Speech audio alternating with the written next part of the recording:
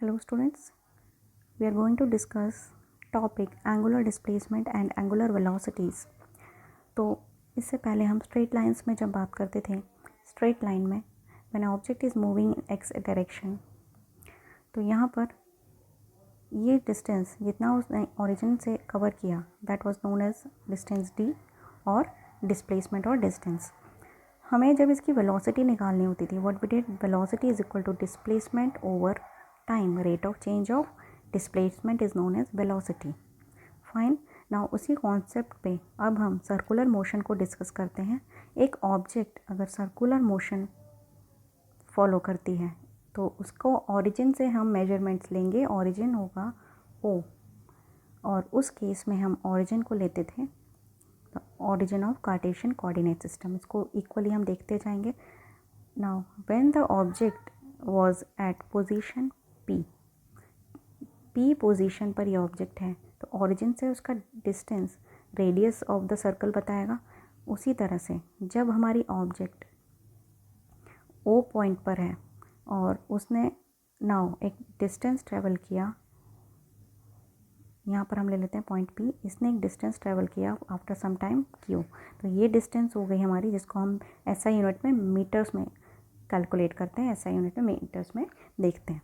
Now ये object अगर कुछ टाइम बाद पॉइंट क्यू पर जब पहुँचती है आफ्टर सम टाइम, तो इसको ओरिजिन से अगर हम मेजर करेंगे तो ये हो जाएगा रेडियस आर, एंड ये हमारा लेंथ उसने ऑब्जेक्ट ने ट्रेस किया है।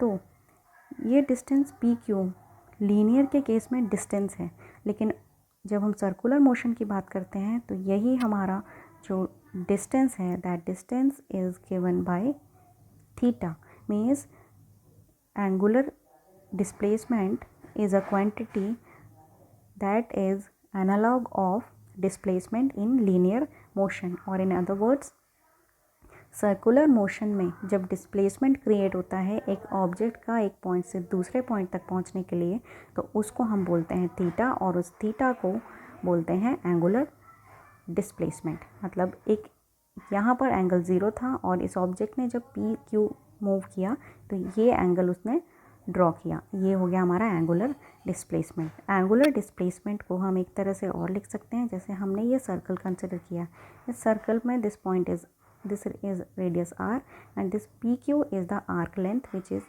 we denote as L, and this angle or that angle of subtension at the center by the points p and q is known as angular displacement which is denoted by theta। तो इस theta angle को हम लिख सकते हैं from our mathematics that arc divided by radius. तो arc in this condition is L and this is our radius। Now we'll discuss another topic that is angular velocity। तो linear के case में we had the velocity as v is equal to displacement over time। Now in this case we have angular velocity which is denoted by the symbol omega। This w is denoted as expressed or pronounced as omega। So here हमने study किया था displacement in case of circular motion is given by theta, so in place of d we place theta and this is time। So this is the expression omega theta by t is the expression for angular velocity।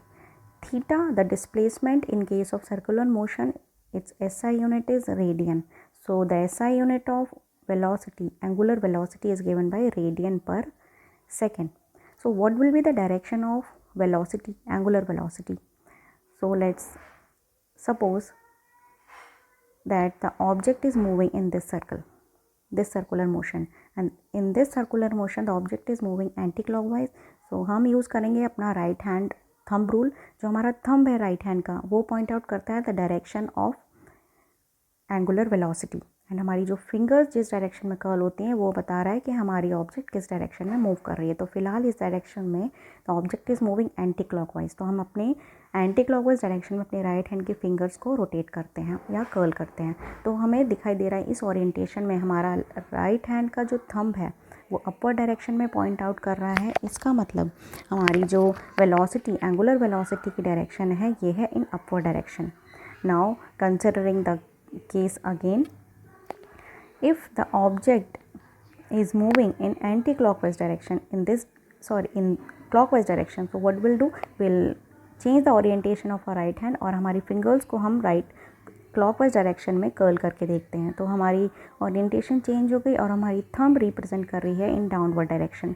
तो इससे ये clear होता है कि angular velocity downward direction में point out कर रही है। तो सर्कुलर मोशन में when the object is moving clockwise direction तो velocity will be in downward direction, and when the object is moving anti-clockwise direction then angular velocity will be directed in upward direction.